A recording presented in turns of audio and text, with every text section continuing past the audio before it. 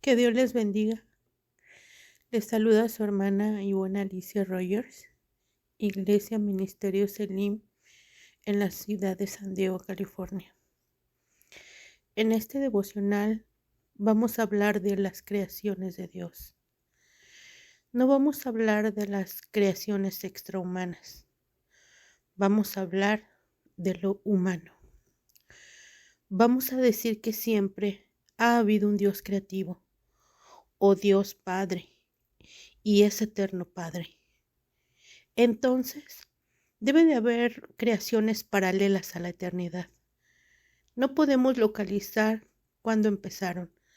Es decir, que ni siquiera podemos imaginar a un Dios solitario, pero lo hubo, puesto que Él es el origen de todo. Entonces, tuvo que haber sido un Dios que no tenía creación alguna vez y empezó a crear. Veo en el panorama general que siempre hay una creación, hay una prueba. Vemos, por ejemplo, no hablando todavía de las creaciones humanas, pero vemos que evidentemente estamos ciertos en que nos prueban.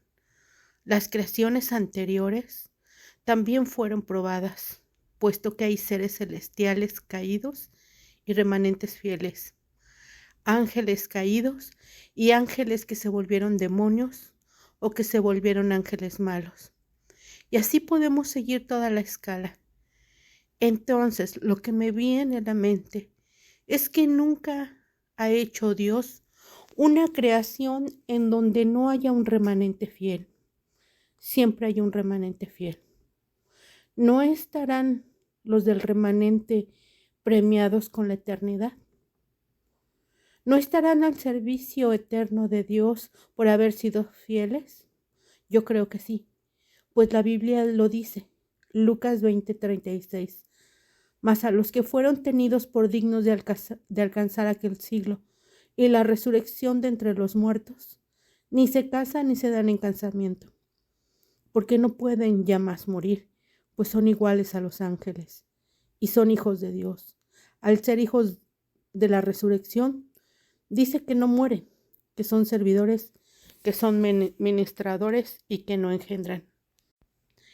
Entonces, como siempre ha habido eso, ¿qué hará Dios con los espíritus, sean angélicos, sean seres de diferentes estirpes que caen? ¿No será que si examinamos qué ha hecho Dios con los espíritus pasados, con los espíritus caídos, podemos atisbar un poquito lo que hará con los espíritus que caigan aquí? Yo diría que sí. Por ejemplo, Dios tiene a su servicio permanente estirpes fieles de los remanentes de los diferentes mundos. Y como que Él les permite pasar de un mundo a otro, eso podemos demostrarlo, porque Luzbel no es de este mundo y opera aquí. Entonces, si esa es una línea, ¿no será que Dios se sirve de los espíritus caídos para seguir probando creaciones?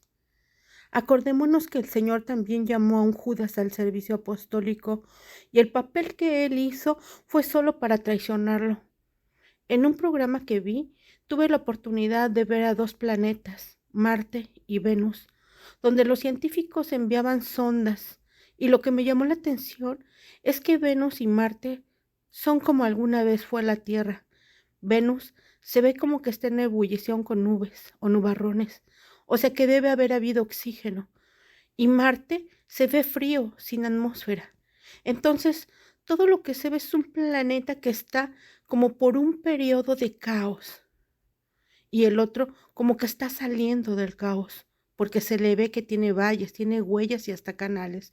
¿No será así como los hombres tenemos edades, los mundos tienen edades, y se están repitiendo la misma cinta en cada ciclo evolutivo?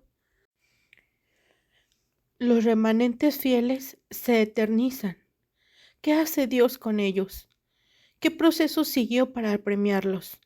¿Rehaciéndolos y sirviéndose de ellos? Esto no me asombra tanto. Lo que me asombra es que también tiene seres caídos a su servicio, y tal vez no podemos decir que estén eternizados, pero muchos de ellos han pagado sus deudas. Por ejemplo, Hay demonios que son seres espirituales y hay espíritus inmundos que están en tormento y no parece ser un tormento definitivo. Dice Judas 1:6.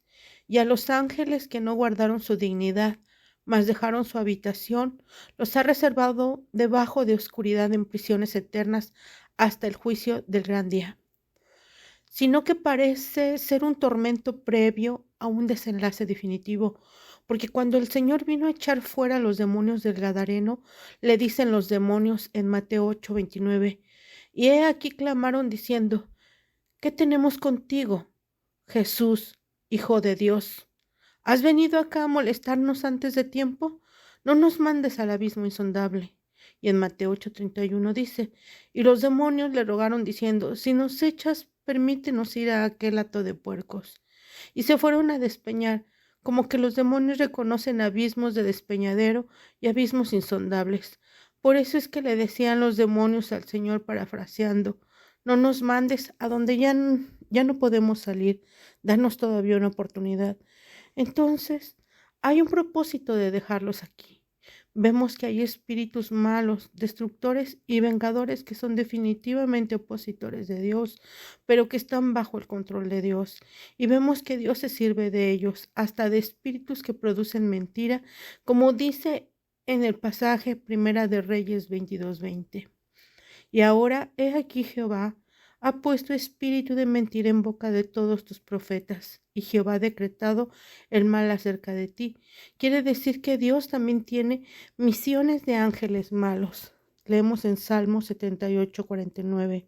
Envió sobre ellos el furor de su saña, ira y enojo y angustia, con misión de malos ángeles. Entonces, cuando Dios quiere destruir a una estirpe, se vale de embajadores de tinieblas, porque Dios maneja las sombras y la luz. Veamos hasta dónde el hombre es culpable de la visita de malos espíritus. Notemos que el Señor puede usar el mal para destruir creaciones de Él que se rebelaron. Quiere decir que todo está bajo el control de Dios. Entonces, ¿qué va a hacer Dios con los espíritus? Estamos viendo los espíritus del pasado, no los del futuro. ¿Los irá a destruir? ¿Los irá a reciclar? ¿Qué irá a hacer con ellos? Veamos en el pasado. ¿Cuántos años tendrán los demonios que están sirviendo de azote a Dios? ¿Cuánto tiempo tendrán los espíritus angélicos caídos de estar gobernando naciones humanas, como las de Grecia y de Persia, para referirnos a lugares concretos? ¿No será que sobre nosotros hay potestades espirituales caídas y remanentes de Dios que se pelean por nuestra voluntad? Yo diría que según el pasaje de Daniel 10:13, mas el príncipe del reino de Persia se puso contra mí 21 días, y aquí Miguel, uno de los principales príncipes, vino para ayudarme, y yo quedé allí con los reyes de Persia. Vemos que eso es así, porque están sobre gobernantes, sobre la vida de cada uno. Acordémonos que cada uno tiene su ángel y cada uno tiene su estrella. Ahora, ¿por qué razón dice en Génesis 15:5? Y sacóle fuera y dijo: mira ahora los cielos y cuenta las estrellas, y si las puedes contar. Y le dijo: así será tu simiente, porque Dios hace paralelo, como cuando se habla de estrellas en relación con creaciones terrenas. En Génesis 22:17 dice: bendiciéndote bendeciré, y multiplicando multiplicaré tu simiente como las estrellas del cielo, y como la arena que está a la orilla del mar, y tu simiente poseerá las puertas de sus enemigos. Y en Génesis 22:18, en tu simiente serán benditas todas las gentes de la tierra, por cuanto obedeciste mi voz. Estos detalles nos hacen sentir minúsculos, pero no a merced de fuerzas extrañas, a menos que nosotros lo permitamos. Al ver hacia atrás nos preguntamos: ¿quién ha hecho caer a las razas que han fallado contra Dios? ¿Los espíritus del mal? Porque Luzbel, Satán, hizo caer a Adán por medio de un embajador. Porque Luzbel se servía de ángeles siendo un arcángel para hacer caer humanos. Ahora, ¿se servirá Dios de sus creaciones pasadas de lo mismo? Evidentemente todo esto nos trae que nosotros no somos independientes del entorno que tenemos. Nosotros dependemos de fuerzas negativas y positivas a quienes le demos el servicio. Por eso dice la Biblia en Romanos 6:16. ¿No sabéis que si os sometéis a alguien como esclavos para obedecerle, sois esclavos de aquel a quien obedecéis, sea el pecado para muerte o sea de la obediencia para justicia? Eso quiere decir que el Señor nos deja a expensas de los espíritus malos o los espíritus de Él, si queremos. Pero nos deja a nosotros la escogencia, porque Dios desde el principio de la creación humana, no quiso que el hombre se manejara aparte de Él, pero el hombre tenía la facultad de hacerlo. Quiere decir que la caída del hombre no fue por haber comido del árbol de la ciencia. La caída fue por haber llegado por la vía satánica al árbol de la ciencia. Entonces el hombre a su tiempo iba a conocer de la ciencia de Dios, porque se puso para el servicio del hombre, pero primero lo iba a probar, para ver si quería automatizar o si quería ser fiel. Pero el hombre decidió ser autónomo, y vino la caída. Entonces conoció el mal, lo sedujo el diablo por la vía que nos dice en Génesis 3:5. Más sabe Dios que el día que comieres de él, serán abiertos vuestros ojos y seréis como dioses, sabiendo el bien y el mal. Y vio la mujer que el árbol era bueno para comer y que era agradable a los ojos y árbol codiciable para alcanzar la sabiduría, y tomó de su fruto y comió, y dio también a su marido, el cual comió así como ella. Hicieron algo que no estaba permitido por Dios, o que Dios no quería. Lo que a mí me asombra y me sigue asombrando es porque Dios permite que vulneren su voluntad pudiendo evitarlo. Él pudo haber evitado que de alguna forma sencilla, humanamente hablando, de decirle, te está engañando Eva, no hagas eso, pero la dejó para que ella escogiera. Dios sabía que Eva había sido engañada porque era una criatura que iba a dar origen a la raza humana y la dejó. Traslademos eso a nuestro presente. ¿Usted cree que podemos evitar las pruebas? No, pero podemos nosotros estar convenidos o avisados o aceptos de que nosotros vamos a decidir en las pruebas, no Dios. Entonces, ¿para qué va a probarnos Dios? Se estaría probando a sí mismo. Él nos deja decidir qué queremos. Eso es insondable. Lo que yo más admiro después de la creación de Dios es el libre albedrío. ¿Por qué lo dejaron? El caso en que usted lo tiene, yo lo tengo, y por eso nos pueden condenar. Imaginémonos que Dios nos da una sola facultad sin probatorio. ¿De qué nos puede condenar? De nada. Pero si nos da dos caminos, siempre habrá una alternativa y nos advierte. Si haces esto, te pasa esto. Si haces esto, te va a suceder esto otro. Hasta ahí llega y nos suelta. ¿Qué hizo Dios con los espíritus caídos? ¿Y qué hizo con el remanente fiel? El remanente fiel está a su servicio, no mueren. ¿No será ese el premio que está preparado para el hombre fiel? Ser servidor de Dios de la casa grande, ser como los arcángeles y ángeles para otros mundos. ¿Será que el remanente fiel va a hacer lo que los ángeles son ahora con nosotros sobre otras creaciones futuras? ¿Y por cuánto tiempo? Si en caso que los ángeles no mueren, estamos haciendo un paralelo.